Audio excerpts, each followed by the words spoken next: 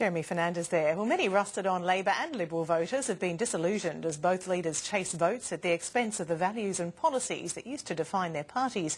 Proponents of voluntary voting systems, such as exist in the US, argue that compelling all people to vote allows parties the freedom to forget about their traditional base and focus on the self-interest of swinging voters in a few marginal seats. Geoffrey Garrett is the Chief Executive of the United States Studies Centre and he joins us now. Geoffrey Garrett, welcome to the program. It's my pleasure to be here. What do you think provides the most democratic outcome, the greater, or gives the greater political legitimacy, if you like, voluntary voting or compulsory voting? Well, it's such an interesting question, and I think it's particularly interesting in 2010, in which it does seem that the Australian political parties are converging to the centre on a lot of issues, whereas at the moment in the US we see real partisan divergence on pretty similar issues, climate change, how to deal with big business, what to do about illegal immigration. These are subjects in both countries. Australia's converging to the centre, the US isn't. Is that because of compulsory voting in Australia? Well, there's certainly an argument that says that if you've got to get out the base, you need to stay true to your roots. And obviously that is a big story in American elections.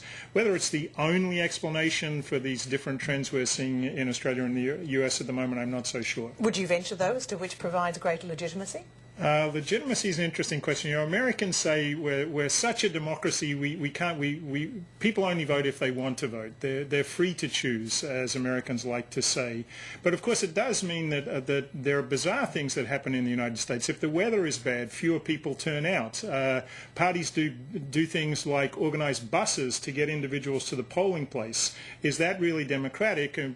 People in Australia probably think not so. But it is part of Americans' free to choose mentality that voting is one of those free choices. But you get what you get in this country. I mean, for example, you've been watching this. I mean, you've seen an extraordinary focus on the marginal seats that will decide this campaign. It will boil down to 17 marginal seats. Yesterday we had our federal opposition leader traipse through 5 of them in a single day. Do you get that focus on the swinging voter in the US? Yeah, you certainly do. And in the presidential election, of course, they're called swing states. It's not marginal electorates, it's swing states. So in 2008, for example, Barack Obama was never going to lose California or New York, the two biggest states in terms of the number of electoral college votes. So Obama never campaigned in California. What he did was raise money in California to try to win a state like Ohio or Florida. So in some sense, it's a similar dynamic. But he doesn't have to worry about the base coming out? They're politically motivated enough that you can be rest assured the base will perform? Well, it's the same kind of story. You know, the idea that a Democrat like Barack Obama could lose the state of California is unthinkable, just probably as it's unlikely that Malcolm Turnbull could lose Wentworth in Sydney.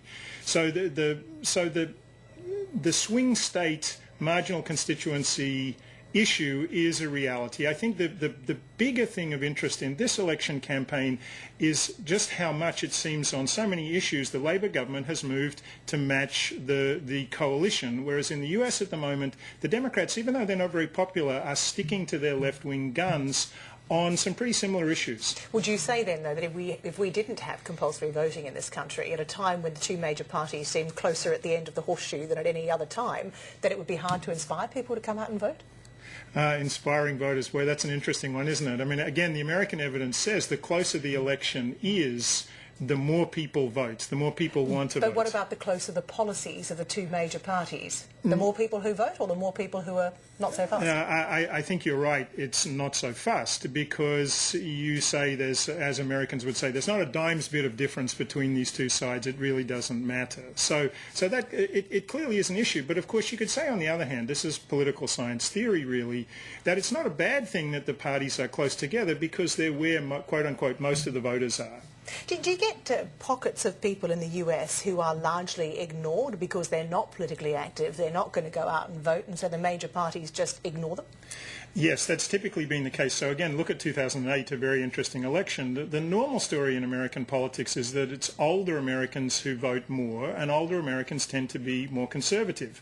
Barack Obama, as you'll remember, targeted young Americans using the internet and a bunch of other devices, and many people think that changed the demographic makeup of the election in a way that was very helpful to Obama and the Democrats.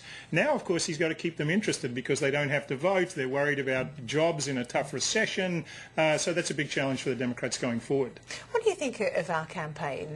Do you think that it deals with the big issues? Do you think it's become increasingly presidential, perhaps like never before? Well, certainly the notion of presidential politics is pretty clear. Australians don't get to elect their Prime Minister the way Americans elect their president, but you wouldn't notice that from the election campaign. Now, is that a function of electoral systems or is it a function of the media? I think it's likely to be much more the media, and it's easier in a media age for the leader to be everywhere. So the independence and the need for an independent local candidate is clearly smaller today than it's been in the past. And we're not only seeing that in a country like Australia. You think of the UK, you know, those were Tony Blair elections as much as Labor elections. That said, though, I mean, the parties themselves have put all the focus on the leaders. It's where the leaders are. I mean, occasionally you will get the opposition spokesman or the minister who's relevant to the announcement of the day having a go. But on the whole, it is very leader-oriented. Yeah, it's leader-oriented, but again, I think technology makes that possible. In an era in which you don't have instantaneous communication, the leader literally can't be in every constituency at once. When you've got the internet and television and channels like News 20, ABC 24, it's possible for the leader to be everywhere at once. And if you think, I guess as a tactical matter, that your leader is the strongest representative of the parties now can execute that. In the old days when the Brits were designing parliamentary democracy, I don't think that was possible. Geoffrey Garrett, it's very interesting. It'll be interesting to see what the outcome is on the 21st. Thank you very much for joining us. It's my pleasure. Thank you. Geoffrey Garrett there from the US Studies Centre. Now for a look at what's making news around the country, here's Jeremy Fernandez.